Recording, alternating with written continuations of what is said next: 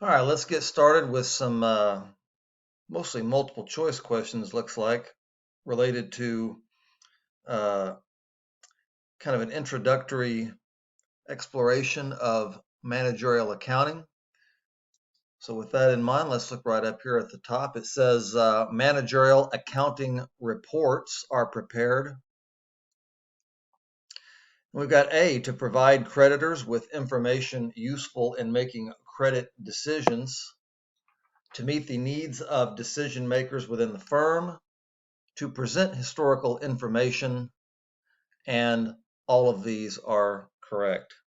Well, I want to tell you right now that I don't do all of these are correct.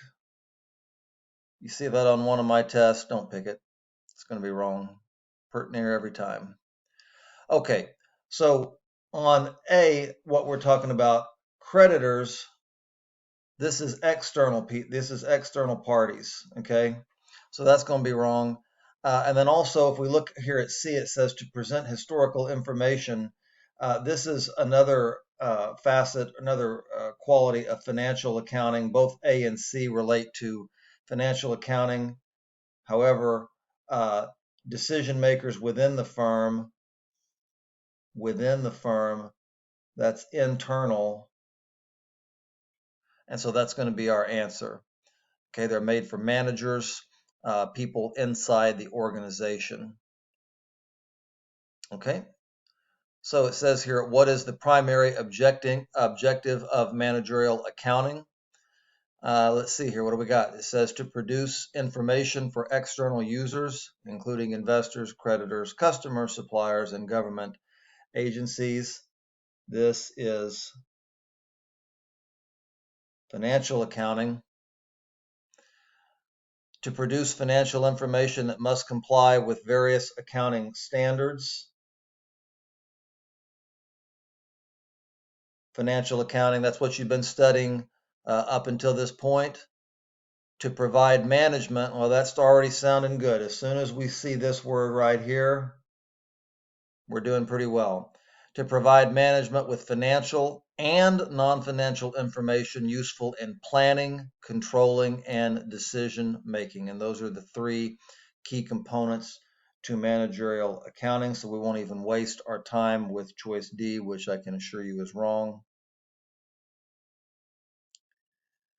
All right, so let's see here. What do we have? It says, which of the following is not an objective of managerial accounting? So that means three of them are going to be.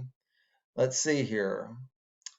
Well, we just acknowledged that choice A, which I believe was our choice A in the previous question as well. So if we said that that was financial accounting before, it's going to be financial accounting again. Let's double check though, make sure we don't have anything else hiding in here. To provide information for planning, an organization's actions, to provide information for evaluating and continuously improving an organization's actions. This is what managers do. And to provide information for effective decision making. These are all key components of managerial accounting. So turns out A is in fact the correct answer. All right, the detailed formulation of action to achieve a particular end is the management activity called. So a detailed formulation of action. We're coming up here with a plan. So choice D says all of these are correct. Well, all of these are not correct because these are the three components of managerial accounting.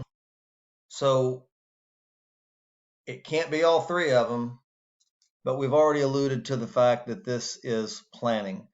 This detailed formulation of actions, we call that a plan. So this is going to be planning.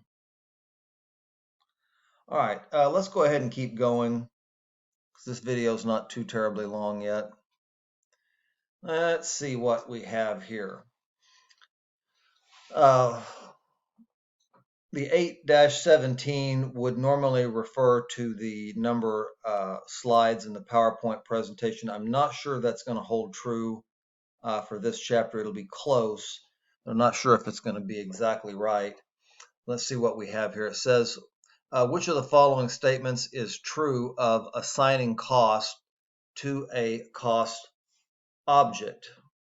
All right. Now let's see here. Goodness gracious. Which of the following statements? Okay, so assigning cost to a cost object is the way that costs are measured and recorded. Okay. Let's see here. Assigning cost to a cost object can be accomplished in a number of ways.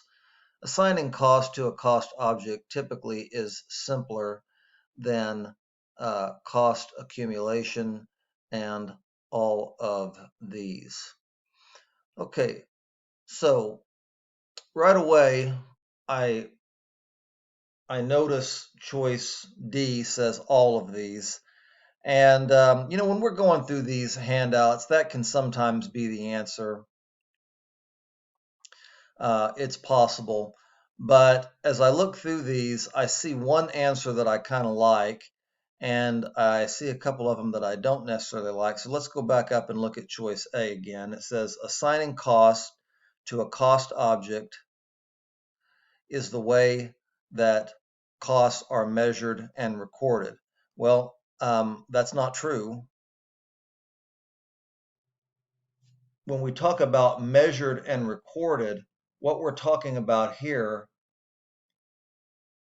is accumulation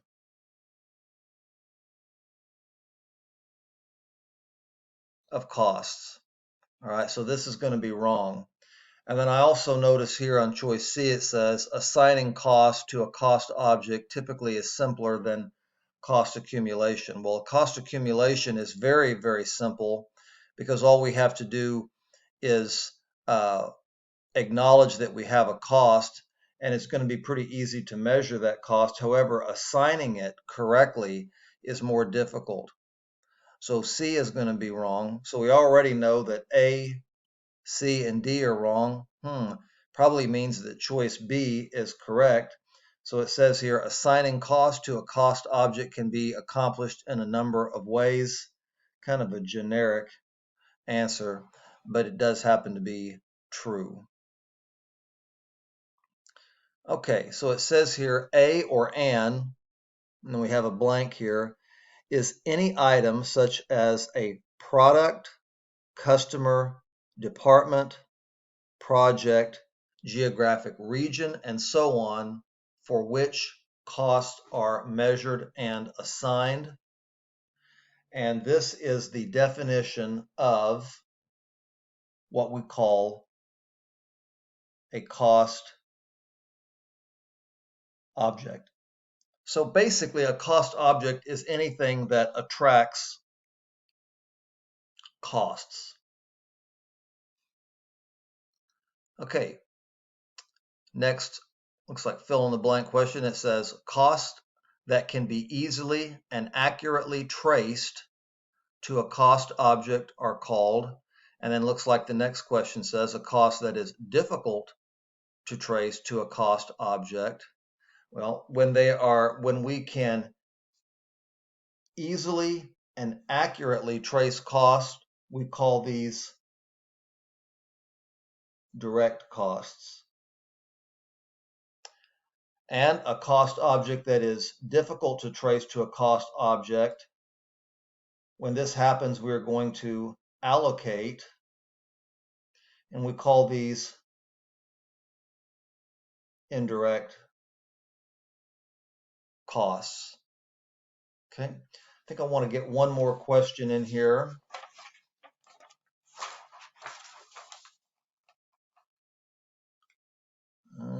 Okay, let's see what we have. Yeah, awesome. So right up here at the top, and then we'll probably close this video out, it says, which of the following statements best describes an indirect cost? Well, I have a feeling this is going to be an easy answer for you.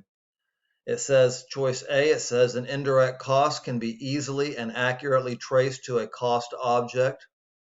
Wrong, that's a direct cost. An indirect cost is assigned to a cost object using allocation. Well, I think I just told you that. So that sounds true. Choice D says none of these statements are true. Well, choice B is true. So let's check out answer choice C. It is not important to assign an indirect cost as it can be traced to a cost object. Well, it can't be. We established that in choice A. So it looks like choice B is, in fact, going to be the correct answer. So let's go ahead and wrap this video up, and we'll continue with our discussion of managerial accounting after this.